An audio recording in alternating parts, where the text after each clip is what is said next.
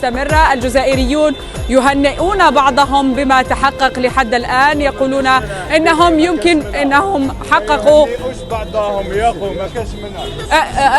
عفوا ما كاش منها، ماناش مقتنعين. قاعدتك بالتغيير نحاو بيون وعاودوا داروا بيون واحد اخر. تنحاو كاع عربية تنحاو كاع.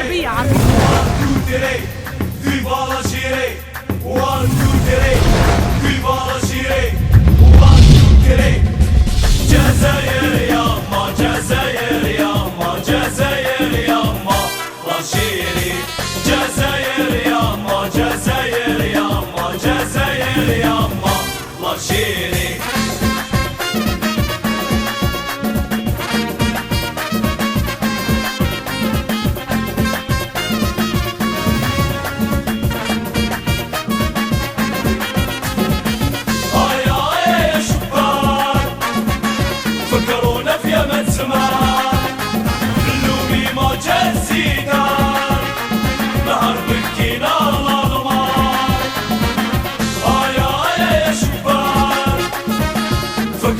يا من سمار اللومي ما جات زيدان نهار بكينا الانوار جزائر يا ما جزائر يا ما جزائر يا ما رشيري جزائر يا ما جزائر يا ما جزائر يا ما رشيري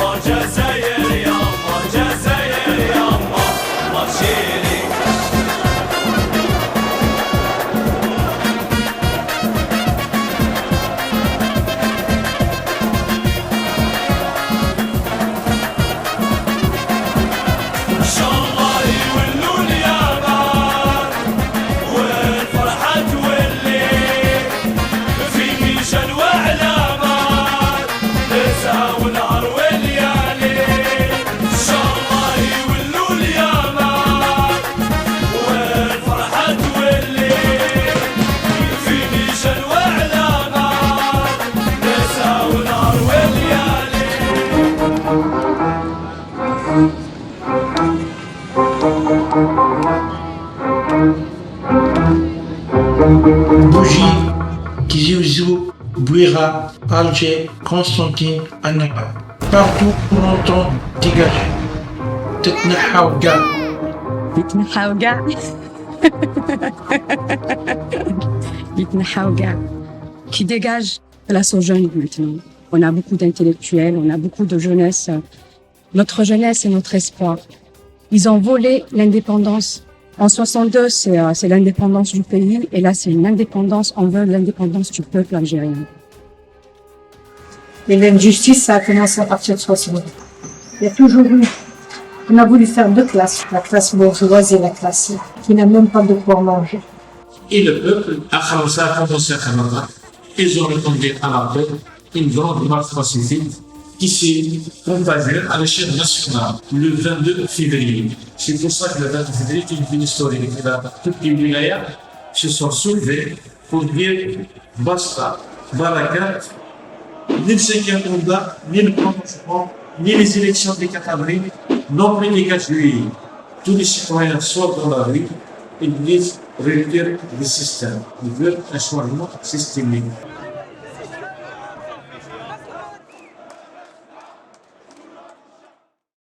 Moi, je pense que c'est un mouvement qui remet le fleuve dans son lit naturel, hein, parce qu'il a été longtemps détourné.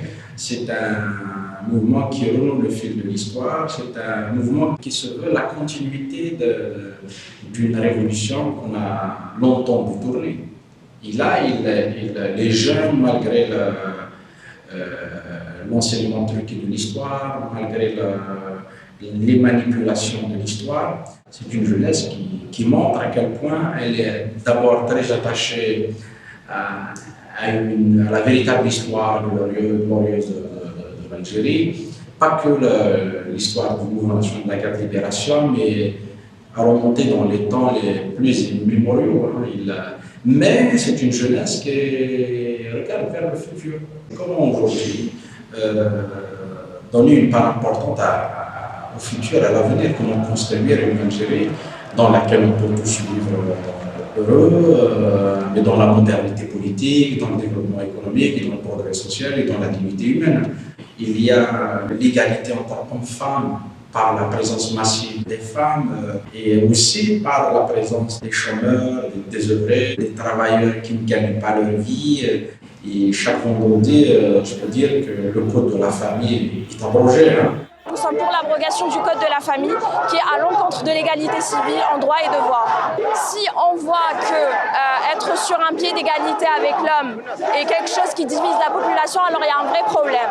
Ce code de la famille, qu'on appelle en Algérie le code de l'infamie. Le code de l'infamie, dont l'abrogation est la principale revendication des féministes algériennes. Djamila Bouhired, icône de la lutte pour l'indépendance du pays, est descendue dans la rue avec une banderole. On ne peut libérer un pays si on ne libère pas la femme. Tout le monde est égaux. Tout le monde a un droit. Homme, femme, blanc, noir, arabe, gay, hétéro, tout le monde a un droit. Aussi longtemps que je me souviens, le peuple et la jeunesse particulièrement étaient très conscients que le pays vivait dans la corruption, quasiment dans une monarchie, une petite minorité qui dirigeait le pays. Maintenant, peut-être que les personnes qui avaient avant nous avaient déjà vécu une expérience douloureuse, c'est les années 90, n'avaient peut-être pas le courage de se révolter. Heureusement qu'ils se sont réveillés, nos enfants. Nous, on n'a pas pu. On était coincés, on était contents d'avoir l'indépendance. Ah, machallah, c'est complètement extraordinaire. Chapeau. Heureusement, il y a des gens comme ça, des jeunes qui prennent la relève. Parce que nous, c'est fini, on est cuits. On ne peut pas supporter la prison, on ne peut pas supporter la bousculade. Depuis les décennies noires, les gens ont peur d'avancer. Ils préfèrent dire Hamdoullah. Chez nous, le Hamdoullah est devenu Ma'alish. C'est pas grave. L'essentiel qu'on est en paix. Pourquoi ? Parce qu'on est passé par des moments très très difficiles. C'était toujours les bombes, c'était toujours le terre de feu, du sang partout. On se dit, ça va, on est en paix. Donc les gens ont accepté. On sort plus, on part à la plage mieux, ça va, c'est Alhamdoulilah. On ne pas parler, on avait peur. On avait peur même de parler au téléphone. Il y a des gens qui disent qu'il ne faut pas parler au téléphone, on vous écoute. Mais maintenant, non, tout le monde en parle. Que ça soit un vieux, un jeune. Il faut savoir que pour le quatrième mandat, il y avait déjà une petite forme d'opposition, mais qui s'était très vite dispersée. Et pour le cinquième mandat, on est vraiment arrivé au point où le peuple s'était senti, et je pèse mes mots, humilié. Humilié par un pouvoir qui voulait imposer un président à moitié mort. Et c'est à partir de là que cette jeunesse, qui voulait avoir la liberté, la démocratie, la vivre dans des conditions respectables, est sortie exprimer son opposition au cinquième mandat. Au début, c'était à cause de cette histoire du cinquième mandat, mais très vite, on s'était rendu compte que les racines étaient beaucoup plus profondes. C'est à partir de là que même après l'annonce du désistement du président Lutfi pour se présenter en cinquième mandat, le peuple a continué à sortir de plus en plus pour demander une vraie démocratie. Donc que ce ne soit plus les mêmes personnes Vous trouvez un ingénieur en informatique qui va travailler comme commercial, comme vendeur de cigarettes, comme un chômeur tout simplement. Et on veut que ça change. On a fait des études, on a eu notre bac avec une mention. On veut qu'on soit récompensé.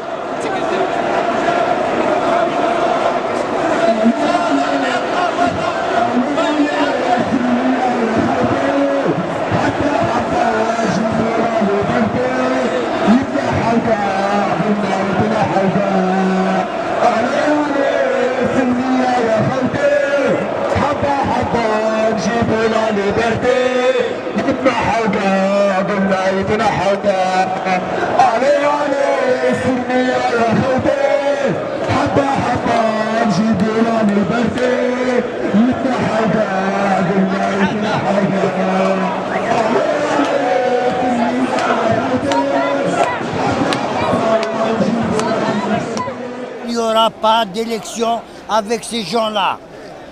Ils nous changent une équipe avec une autre équipe.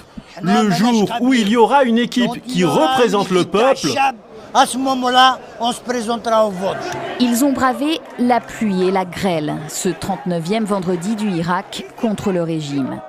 À côté des pouvoirs assassins, on pouvait entendre libérer les journalistes.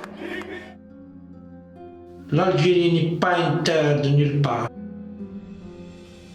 Chaque mètre carré du sol algérien, chaque pierre de montagne, chaque grain de sable porte en lui les traces d'une civilisation de bâtisseurs de héros, mais des vents contraires ont tout englouti. Dans la rue, nous sommes face à une prise de conscience collective. L'entrée en mouvement de masse populaire ébranle l'édifice du pouvoir actuel et de ses alliés étrangers. Elles remettent en cause de façon définitive des institutions rétrogrades, figées, qui entravent le développement de la société algérienne.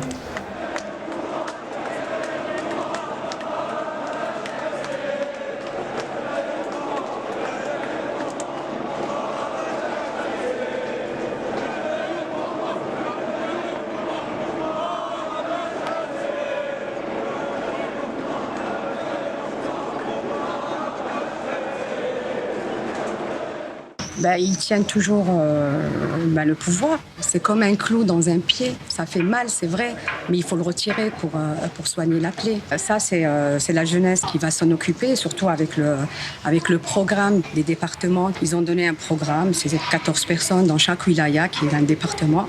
On a 48 départements. Choisissent 14 personnes, les magistrats, les avocats, nanana. Et puis tout ce beau monde monte sur Alger. Il y aura un vote entre eux pour préparer un gouvernement élu par le peuple des 48 wilayas. Ça sera des gens honnêtes, hors système, ceux qui jamais ils ont travaillé au ministère, ils n'ont jamais aucun contact avec cette mafia, qui vont organiser le vote, Inch'Allah. Après, il y aura des partis, bien sûr. J'espère pas ces partis-là. Ça sera un vote démocratique et pas falsifié. C'est ça la législation algérienne. C'est le peuple. L'Algérie, c'est son peuple, c'est pas son gouvernement. Le gouvernement est élu par le peuple. Et on va arriver à ce point. Je suis optimiste. Je suis très, très, très, très, très optimiste.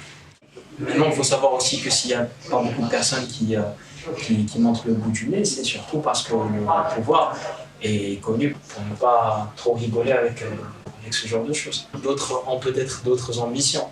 Parce que certains énoncent des feuilles de route où les personnes qui gèrent la transition n'auraient pas le droit de se représenter au présidentiel. C'est bien plus complexe que ça semble. Mais sinon, oui, il y a des propositions. Mais je doute que la solution vienne des partis politiques qui ont perdu toute crédibilité, toute légitimité auprès du peuple. Au début du mouvement, certains politiques ont très clairement dit que c'était une bande de voyous qui voulaient semer la terreur. Et ce sont les mêmes qui, quelques semaines après, disent non, soutien le peuple dès qu'ils ont vu que la cause Bouteflika était gagnée d'avance. Ils sont venus soutenir le peuple. Et c'est les mêmes qui maintenant soutiennent l'armée. Voilà. Nous sommes en train de vivre un moment extraordinaire. Une nouvelle séquence historique qui s'ouvre le pays. Il y aura désormais l'Algérie avant le 22 février, l'Algérie après le 22 février. rien ne sera plus jamais comme avant. Les Algériens sont définitivement arrachés au fatalisme et à la résignation. Ils sont devenus la centralité et ils sont devenus acteurs de leur destin. Il y a un esprit d'indépendance dans chaque cerveau de chaque citoyen. L'Algérien se le découvre dans une communion nationale extraordinaire. Ils marchent ensemble sur le chemin qui mène vers la liberté. Quand on voit des millions d'Algériens dans plus de 50 villes du pays, tous ensemble réclament le changement du système politique, le changement de la gouvernance politique, et que tout se passe dans la joie, dans une bonne ambiance, et surtout pacifique. Même pas une plante n'a été égratignée. Je suis fascinée par la capacité du peuple algérien à suivre les chemins de l'avenir sans jamais rompre avec son passé. Les hommes et les femmes veulent ouvrir la voie qui mène au progrès collectif. Ils cherchent à liquider les séquelles et les survivances d'un système révolu. Actuellement, les moyens techniques et les moyens financiers sont faibles dans le pays, ce qui entraîne une grande disparité des revenus, la non-intégration dans le circuit économique de plusieurs milliers d'Algériens, de jeunes chômeurs, d'étudiants. C'est l'exode rural, des migrations vers la France et ailleurs. Le 22 février, il y a eu quelques scènes sur les réseaux sociaux et tout, les jeunes qui normalement allaient partir sur des beautés, comme on dit. Alors c'est des petites barques de fortune pour traverser la Méditerranée, pour y aller à l'Europe. Et la phrase qui m'a touchée, c'était « c'est pas à nous de partir, c'est à eux de partir ». Nous, on veut vivre ici, en Algérie, dans notre pays. C'est à eux de partir. Ça m'a marqué, ça m'a touchée. C'est une belle phrase. J'espère que tous les pays, tous les jeunes des pays vont faire la même chose. Parce que le problème de l'Algérie, c'est un petit peu le problème du monde entier. J'espère que tout le monde va se libérer et que chacun ait un droit et une liberté et une dignité. C'est très, très, très, très, très important. Voilà. C'est humain, ce qu'on veut. C'est humain.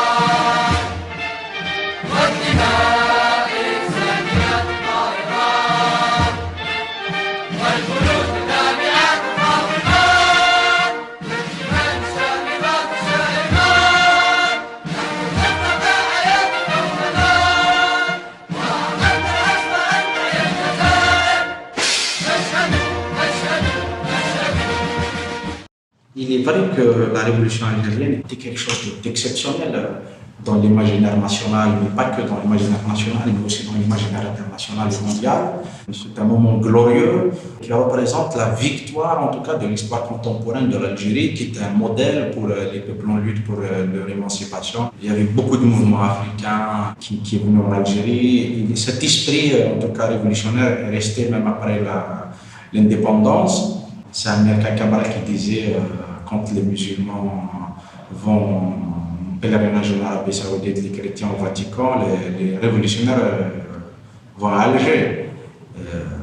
C'est vrai que l'Alger a accueilli beaucoup de mouvements indépendantistes, mais tout ça cachait quelque chose. La réalité algérienne, qui était une réalité autoritaire, qui était une réalité despotique, qui était une réalité écrasante, parce que ce qui avait pris le pouvoir à l'indépendance, encore une fois, c'était la contre-révolution.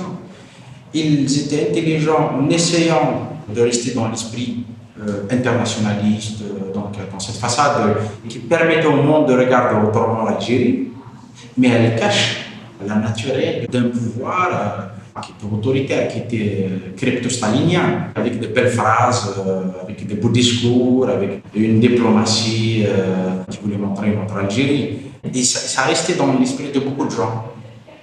Et jusqu'à aujourd'hui, ceux qui ne connaissent pas l'Algérie. Parce que si je parle par exemple de Boumediene, qui était président putschiste, qui était vraiment le chef de l'armée installé au pouvoir du pouvoir, qu'est-ce qu'il fait? Il n'avait pas de légitimité révolutionnaire. Il liquide tous ceux qui avaient cette légitimité révolutionnaire. Ils sont enfermés, ils sont exilés et certains assassinés. Vous imaginez celui qui a rédigé la déclaration du 1er novembre, qui marque le déclenchement de la révolution, il est emprisonné, Boudiaf. Il est exilé puis assassiné des années après l'indépendance. Mohamed Boudiaf dérange. Il refuse d'être l'otage des différents clans qui se partagent la rente pétrolière. Il coupe avec les hommes d'influence qui, en coulisses, orientent les grandes décisions. Les conservateurs du régime, proches des thèses islamistes, sont écartés. Pour revenir à la légitimité populaire, Mohamed Boudiaf parle en privé d'organiser une élection présidentielle avant la fin de l'année 1992. C'est la première fois qu'un président veut partir à la conquête des Algériens. يستاهل يعني القيمه نتاع يعني شعب ما يقبلش مسائل كيما هذه.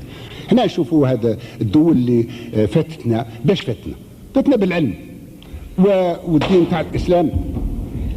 Dès qu'il a prononcé le mot islam, sans doute un signal convenu, un premier coup de feu, puis d'autres, en rafale.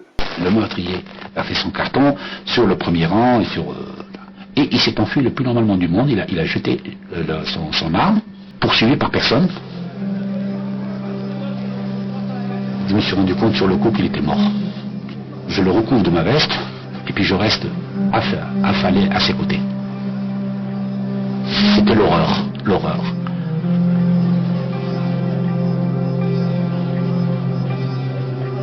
Alors on a compris que c'était fini, quoi. C'était fini pour nous, quoi. C'était fini pour l'Algérie, c'était fini pour l'espoir qu'il avait suscité, pour sa famille, pour ses amis, pour le peuple algérien, pour cette jeunesse qui avait cru. C'était la fin d'une aventure extraordinaire.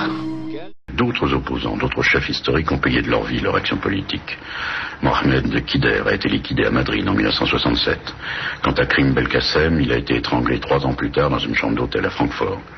Et voyez-vous, les assassins, je veux dire les vrais responsables, étaient peut-être les mêmes hommes qui en 1992 feront tuer Mohamed Boudiaf. Un homme comme Ahmed, il était condamné à mort.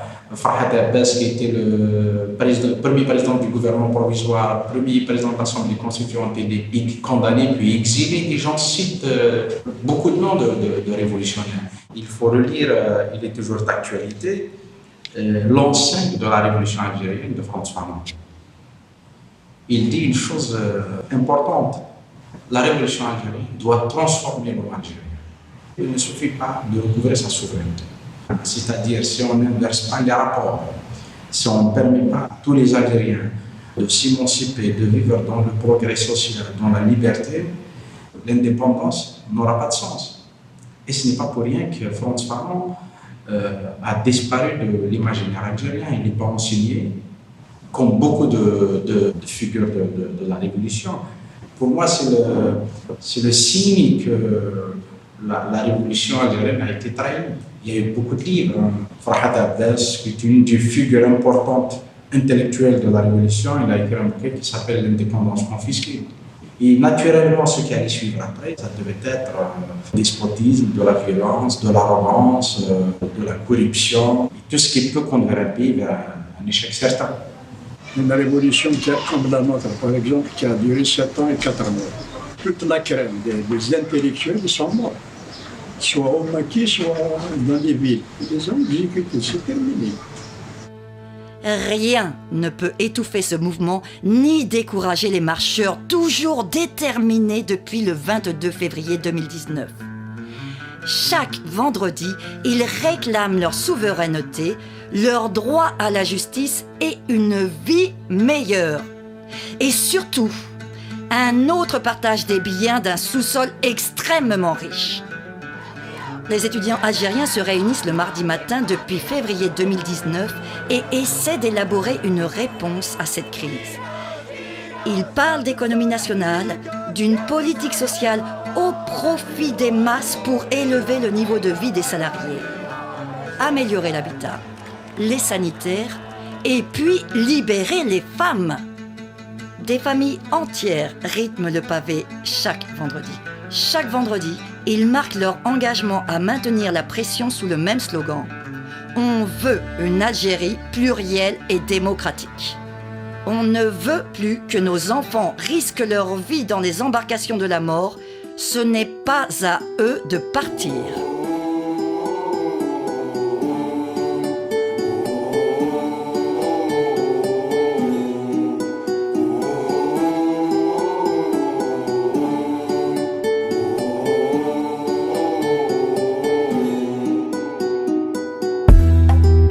Paraît que le pouvoir s'achète. Liberté, c'est tout ce qui nous reste. Si le scénario se répète, on sera acteur de la paix. S'il faut, vos discours sont si faux. Ouais, si faux, qu'on a fini par s'y faire. Mais c'est fini, le verre est plein. En bas écrit, entends-tu leur voix? La voix de ces familles, plein de chagrin. La voix qui prie pour un meilleur destin. Excuse-moi d'exister, excuse mes sentiments. Et si je dis que je suis heureux avec toi, je mens. Excuse-moi d'exister, excuse mes sentiments. Rends-moi ma liberté, je te le demande gentiment. La liberté, la liberté, la liberté, c'est d'abord dans nos cœurs. La liberté, la liberté, la liberté, nous ça nous fait pas peur. La liberté, la liberté, la liberté, c'est d'abord dans nos cœurs. La liberté, la liberté, la liberté, nous ça nous fait pas peur. Ils ont cru qu'on était morts, ils ont dit bon débarras. Ils ont cru qu'on avait peur de se passer tout noir. Il n'y a plus personne que des photos, des mensonges, que des pensées qui nous rangent. C'est bon, emmenez-moi là-bas. Oui, il n'y a plus personne là-bas, il n'y a que le peuple. Che Guevara ma top, emmenez-moi là-bas. J'écris ça un soir pour un nouveau matin. Oui, j'écris pour y croire. L'avenir est incertain. Oui, j'écris car nous sommes main dans la main. Moi j'écris car nous sommes la génération dorée. La liberté, la liberté, la liberté, c'est d'abord dans nos cœurs. La liberté, la liberté, la liberté, nous ça nous fait pas peur.